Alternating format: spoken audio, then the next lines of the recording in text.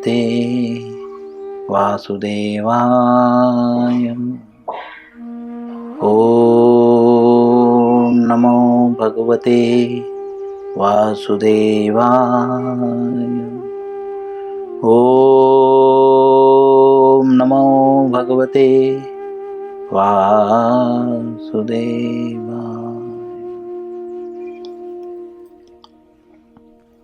श्री कृष्ण लीलामृत पुरुषोत्तम भगवान पुस्तक का नाम है। अध्याय 41। अध्याय का नाम है भगवान श्री कृष्ण का मथुरा में प्रवेश। आज इस अध्याय का 10वां दिन है। माली जो है वह भगवान का स्वागत कैसे किया, तो श्रील प्रभुपाद जी लिखते हैं कि जब उत्तम वस्त्रों को धारण करने के पश्चात भगवान जो है जैसे ही आगे बढ़े जो है, तो एक सुदामा नाम का माली था। अर्थात वहाँ पे बहुत सारे माली थे, लेकिन उसमें से एक मालिक था जिसका नाम क्या था, सुदामा। ठीक है। तो सुदामा माली जैसे ही वे माली के घर के निकट पहुंचे, सुदामा माली के, तो उसने अपने घर से बाहर आकर उनके चरणों में गिरकर अपना दंडवत प्रणाम अर्पित किया। तो यहाँ पे प्रभुपाद जी जो है, ये बहुत कुछ सीखने की चीज है। एक्चुअली यहाँ पे सारी चीजें हम प्रैक्टिकली सीख रहे हैं। ठीक है कि हमें बोलो भगवान अपने आचरण से, भक्त और भगवान लीला कर रहे हैं और अपने आचरण से हमको सिखाने का प्रयास कर रहे हैं। जैसे कभी कभी हमारे बाजू से जो है भगवान की पालकी गुजरती है, हम लोग दांत निकाल के देखते रहते हैं, है ना। यहाँ पे बता रहे हैं भगवान और भगवान की पालकी में अभिन्न है। ठीक है, क्योंकि पालकी में तो भगवान ही तो बैठे हुए हैं ना। यहाँ पे स्वयं चल के आ रहे हैं, उसमें बैठे हुए हैं। ठीक है, तो स्पष्ट शब्दों में मैं कहूं तो जब भी भगवान का कोई पालकी गुजरता रहे, कोई वैष्णव गुजरता रहे, तो जैसे ही वह हमारे निकट आए हमें जो है प्रणाम करना चाहिए। हर किसी को, सिर्फ ऐसा नहीं कि जो है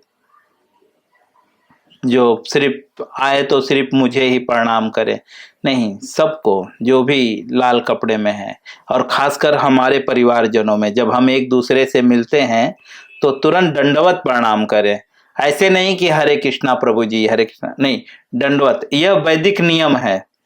चैतन्य महाप्रभु के जो है काल में जब हम जाएंगे, जब चैतन्य महाप्रभु थे, तब एक भक्त दूसरे भक्तों से मिलते थे ना, तो अष्टांग प्रणाम करते थे।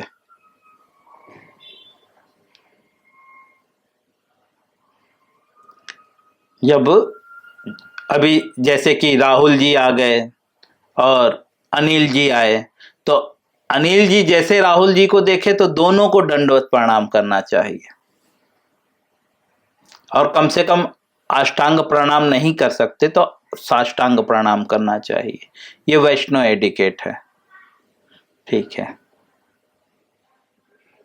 दोनों को प्रणाम करना चाहिए। तो और खासकर जब भगवान का पालकी वगैरह गुजरे तो हमें देखते ही प्रणाम करना चाहिए। उसी प्रकार से जिस प्रकार से यहाँ माली के घर के निकट से भगवान जैसे ही निकट पहुंचे, माली तुरंत आगे बढ़ के जो है भगवान को प्रणाम किया, दंडवत प्रणाम अर्पित किया। उसने श्री कृष्ण एवं बलराम को उत्तम आसन दिए, क्योंकि भगवान जैसे ही वहां पे तो प्रणाम किए तो भगवान रुक गए होंगे, स्वाभाविक है। तो माली ने उन्हें बैठने के लिए कहा। उत्तम आसन मतलब उसके घर में जो सबसे बेस्ट स्थान था उसे बैठने के लिए दिया। और अपने सहायकों को चंदन का लेप, पुष्प तथा सुपारी लाने को कहा। पहले लोग चंदन का लेप बहुत लगाते थे, हम देख रहे हैं शुरू से ही, गोपियों को भी हमने देखा है ना। आजकल तो लोग क्रीम पाउडर लगाते हैं, पहले चंदन का लेप लगाते थे, इसीलिए बहुत गोरे हुआ करते थे। ठीक है, तो हम एक चीज देखें कि हर जगह पे चंदन का लेप लगाया जा रहा है। हाँ, इसके पहले ब्राह्मण ने भी चंदन का लेप ऑफर किया था, है ना। तो यहाँ पे भी तो चंदन का लेप बहुत पवित्र भी होता है और शीतलता प्रदान करता है। आजकल तो चंदन ही नहीं मिलता, समझे, सिर्फ लकड़ी मिलती है, चंदन नाम की लकड़ी मिलती है, और उसमें लकड़ी के चंदन का कोई गुण नहीं रहता, क्योंकि सब प्रोसेस के द्वारा उसके गुणों को निकाल लिया जाता है। लेकिन उस समय ऐसा नहीं होता था, चंदन चंदन ही हुआ करता था, एक्चुअली चंदन हुआ करता था। तो माली ने क्या कहा, अपने सहायकों, सहायकों मतलब, क्योंकि हम देखेंगे कई सारे माली जो है मिलके फूल बनाते हैं ना, माली धोबी ये सब मिलके चलते हैं, अकेले नहीं चलते हैं। नाविक है ना, ड्राइवर लोग भी जो ऑटो वाले रहते हैं, वो एक दूसरे को हमेशा हेल्प करते हुए चलते हैं। अगर एक ऑटो वाले को दूसरा ऑटो वाला ठोक दिया गलती से, तो कोई फाइन नहीं, कोई झगड़ा नहीं। परसों का दिन मैं जा रहा था तो एक ऑटो वाले ने बहुत कट मार के ले रहा था, मेरा ही ऑटो वाला कट मार के ले रहा था, तो सामने वाला ऑटो वालों को ठोक दिया। तो ऑटो वाला पीछे निकल के देखा, बोला क्या भाई, वो बोला यार गलती हो गई, छोड़ दिया। अगर उसकी जगह पे कोई दूसरा गाड़ी होता था तो वो पकड़ लेते थे। ठीक है, रामायण में जो है तुलसीदास जी लिखते हैं कि जब भी केवट जो है भगवान को नाव से पार कराता है, ठीक है, दैट टाइम में भगवान उसको नाव खेने का कुछ मूल्य देने के लिए जो है सीता जी से एक मुद्रिका मांगते हैं और उसको देते हैं। तो नाविक नहीं लेता है, बोलता है कि हम और आप में कोई अंतर नहीं है, आप भव सागर के खवैया हैं, बहुत अच्छा दोहा है, और मैं नदी गांव के हम है खवैया, भव सागर के तुम रघुराई। ऐसा बहुत सुंदर दोहा है, अर्थात कि हम नदी नाले के खेवैया हैं, नदी नहर पार कराते हैं, लेकिन आप भव सागर पार कराने वाले हैं। ठीक है, तो कहते हैं जिस तरह से नाई से जो है, जो एक नाई दूसरे नाई का बाल काटता है तो पैसा नहीं लेता, धोबी से न धोबी धुलाई ले, एक धोबी दूसरे धोबी से कभी धुलाई नहीं लेता। ठीक है, अगर ऐसा करता भी है तो वो बोलते हैं कि उनको जाति से निकाल दिया जाता है, ऐसा तुलसीदास जी कहते हैं। नाविक ऐसा किसको कहता है, श्री राम जी को। इसीलिए बोलते हैं कि जिस तरह नाविक बोलता है, जिस प्रकार से मैंने आपको इस कोने से इस किनारे से उस किनारे तक पार लगाया है, ऐसे आप भी मुझे इस भव सागर से उस किनारे तक पार लगा दीजिएगा। तो इसीलिए यहाँ पे नौकर शब्द नहीं प्रयोग किया गया, क्या, सहायक शब्द प्रयोग किया गया है कि जो है उसने जो है श्री कृष्ण एवं बलराम को उत्तम आसन दिया, और अपने सहायक को, जो उनका हेल्प करने वाले थे, उनको जो है चंदन का लेप और पुष्प और सुपारी लाने को कहा। माली के स्वागत से श्री कृष्ण अत्यंत संतुष्ट हुए। माली ने क्या ऑफर किया था, 56 भोग, 56 भोग ऑफर किया यहाँ पे। चंदन, उस समय चंदन आजकल की तरह चंदन की जितनी वैल्यू है ना, उस समय चंदन की ज्यादा वैल्यू नहीं थी, घर घर में चंदन था।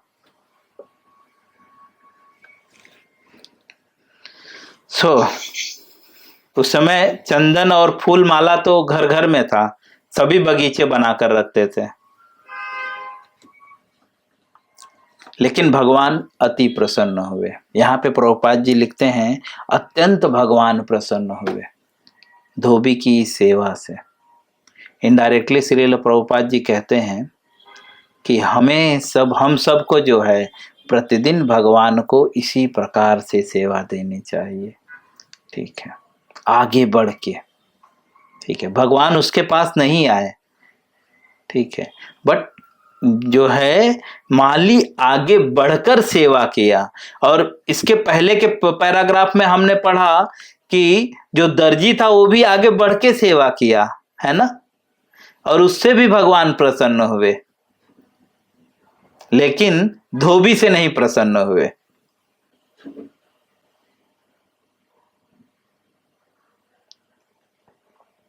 धोबी को तो भगवान ने एक ही हाथ मारा, गला धड़ से अलग कर दिया। बट दोनों ने कुछ खास सेवा नहीं किया, कुछ भगवान को नया नहीं दिया। दर्जी ने भी उन्हीं कपड़ों को अच्छे से कटिंग करके थोड़ा फिटिंग कर दिया। जैसे हम लोग कपड़ा खरीदते हैं, थोड़ा लूज होता है, क्योंकि कंस बड़ा था, एज में भी बड़े थे कंस, और तो इस वजह से उनका कपड़ा थोड़ा ढीला ढाला था, तो दर्जी ने कटिंग करके उसको अच्छे से सिलाई कर दिया। बस इतना ही किया था। और यहाँ पे हमने भी देखा, माली ने भी ज्यादा कुछ नहीं किया, पुष्प अर्पित किया। और उस समय पे पुष्प तो हर जगह हुआ करता था। आजकल हम लोग फूल खरीदते हैं, गांव में फूल खरीदते नहीं थे, है ना। पहले चारों तरफ गार्डन ही हुआ करते थे, अब खरीदना चालू हो गया। अब तो पानी भी बिकने लगा। पहले पानी, गुड़, ये सब खरीदना नहीं पड़ता था, चना, ये सब खरीदना नहीं पड़ता था। जिसके इधर पहुंचो पहला गुड़ चना दे देगा आपको, और शरबत बनाकर दे देगा। खैर, इस तरह से जो है उसने जो है, क्योंकि भगवान थक के आए, क्योंकि चंदन का लेप भगवान पहले से लगाए हुए थे, इसीलिए माली के जब घर पे आए उन्होंने बिठाया, तो शायद माली ने भगवान का जो है पैर धोया होगा, इस वजह से उसने चंदन का लेप भी रखा कि हम वापस से भगवान को चंदन का लेप लगाएंगे। क्यों? क्योंकि धूप में चल के आ रहे हैं। अब आगे श्रील प्रभुपाद जी लिखते हैं कि श्री कृष्ण जो है अत्यंत संतुष्ट हुए माली की इस सेवा से। हमें भी माली की ही भांति भगवान की सेवा करने का प्रयत्न करना चाहिए। माली ने अत्यंत विनम्रता तथा विनीत भाव से श्री भगवान की प्रार्थना की। प्रभुपाद जी लिखते हैं कि माली ने अत्यंत विनीत भाव, तत्विधि पड़ी प्रातेन परिप्रश्नेन सेवा, और विनीत भाव से भगवान की सेवा की और प्रार्थना की। उसने कहा, प्रिय भगवान, माली की प्रार्थना है, प्रार्थनाओं को बहुत ध्यान देना। यह प्रार्थनाएं हम तो योग्य नहीं हैं, ठीक है, हमें तो पता ही नहीं प्रार्थना क्या होती है। हम तो बस वही आजकल सब कुछ तेरा तुझको अर्पण क्या लागे मेरा, और भगवान को एक कोने में रख दिए हैं। सब कुछ तेरा, लेकिन भगवान सब जगह नहीं है, एक कोने में है। और बोल रहे हैं सब कुछ तेरा, लेकिन भगवान को क्या भोग लगा रहे हैं? मिश्री। और हम क्या खा रहे हैं? चने की सब्जी, आलू का पराठा। और भगवान क्या खा रहे हैं? मिश्री। मिश्री, उसमें भी कभी कभी मिश्री में चींटी भी घूम रही है, कभी कभी चूहा भी उधर आ गया, ठीक है। और कभी कभी तो ऐसा आ जाता है कि क्या बोलते हैं उसको, मकड़ी उधर आकर जाला भी बना देती है। ऐसे भी जगहों, ऐसे देखा है मैंने घरों में, सुबह से प्रसाद रखा, शाम तक रखा ही रह गया और मकड़ी उधर आकर जाला बना दी। तो लेकिन यहाँ पे जो है वह बहुत विनीत भाव से सिर्फ मुंह बोल नहीं रहा है तेरा तुझको अर्पण, बाकी सब सिर्फ हम तो बोलते हैं सिर्फ तेरा तुझको अर्पण क्या लागे मेरा, सिर्फ बोलते हैं क्या लागे मेरा, लेकिन सब कुछ मेरा ही लगता है, तेरा कुछ भी नहीं लगता है। लेकिन माली इस तरह से जो है नहीं किया। माली बहुत विनीत भाव से, विनीत मतलब एकदम स्वयं को दीनहीन, बहुत बड़ा मान के नहीं, समझे, विनम्रता से, विनम्र मतलब वाणी में थोड़ी भी कठोरता नहीं। चैतन्य महाप्रभु के शब्दों में तीर्णादपि सुनी चेना तरोरिव सहिष्णुना, पेड़ की तरह सहिष्णु होकर, ठीक है, वह भगवान से प्रार्थना करने लगा। क्या कहता है, हे प्रिय प्रिय भगवान,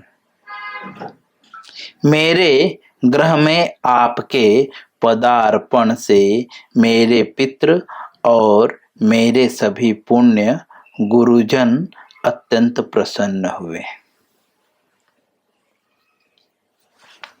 माली क्या कह रहा है, यह शब्द एक ही लाइन का है लेकिन इसमें बहुत कुछ इंक्लूडेड है, बहुत कुछ समाहित है। कह रहा है कि मेरे गृह में, गृह मतलब घर, आपके पदार्पण मतलब आपके पैर पड़ने से जो है मेरे पितृ और मेरे सभी पूज्य, पूज्य मतलब मैं जिनकी डेली पूजा करता हूँ, जो मेरे लिए सम्माननीय है, पूज्य में जिनका उन्होंने उल्लेख किया, गुरुजन अत्यंत प्रसन्न हुए।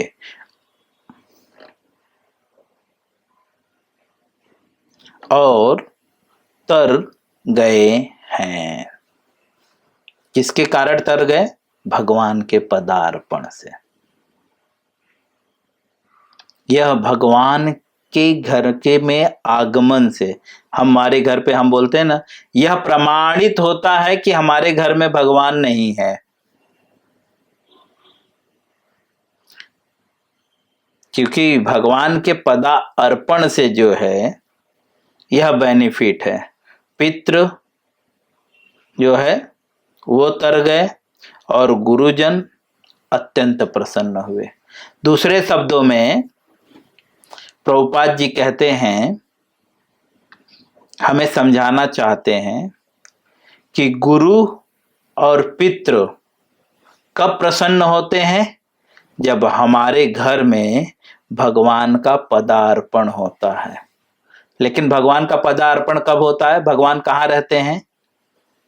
अर्जुन एक बार जो है नारद जी पूछते हैं भगवान से, प्रभु आप कहाँ आते हैं, कहाँ रहते हैं, कैसे आपको मिला जाए, कौन सी जगह पे आपको ढूंढूं कि आप मिल जाए। तो भगवान नारद जी को बताते हैं, ना हम वसामि वैकुंठम, मैं वैकुंठ में भी नहीं रहता, योगी नाम हृदय सुच, जो योगी लोग ध्यान करते हैं हृदय में भगवान का, बोलते हैं उनके हृदय में भी नहीं रहता मैं हमेशा। जत्र गायन्ति मद भक्तो तत्र तिष्ठामि नारद, हे नारद मैं वहां पे आता हूं और वहां पे रहता हूं। कहाँ पे, जत्र गायन्ति मद भक्त, जहां पे मेरे भक्त मेरा गायन करते हैं मैं वहां पे आता हूं, वहां पे रहता हूं। ठीक, तो दूसरे शब्दों में भगवान का पदार्पण आपके गृह में कब होगा, जब आप गायन करेंगे। जत्र गायन्ति, भगवान का गायन करेंगे, भगवान के गुण रूप लीलाओं का गायन करेंगे। लेकिन ये कब संभव होगा, जब हम श्रवण करेंगे, है ना। भक्ति की 9 विधियों का पहला कदम क्या है, श्रवणम फिर कीर्तनम। बट हम लोग कीर्तनम करते हैं, श्रवण नहीं करते।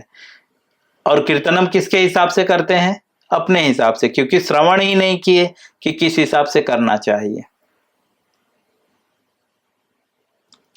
और इस कारण से हम बोलते तो हैं लल्ला हमारे घर आए हुए हैं, लेकिन हमारे घर में बदलाव नहीं आता। लेकिन वास्तव में अगर आप विनीत भाव से, विनम्रता से भगवान से प्रार्थना करें,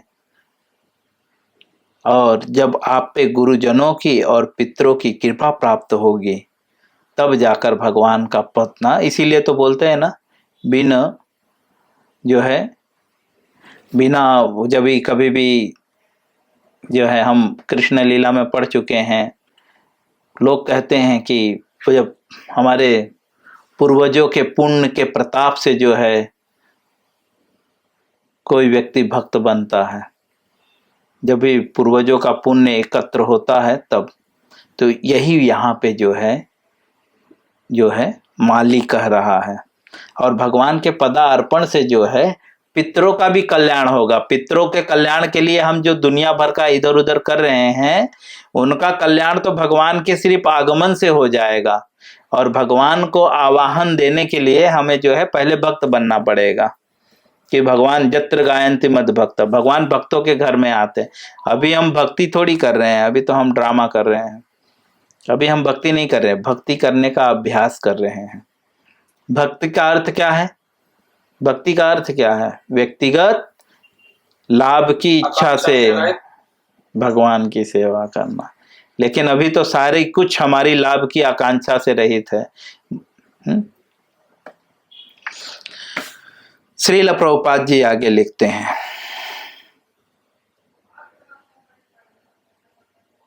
मैं यहीं पे विराम करूंगा, इसके आगे कल पढ़ेंगे, टाइम नहीं है,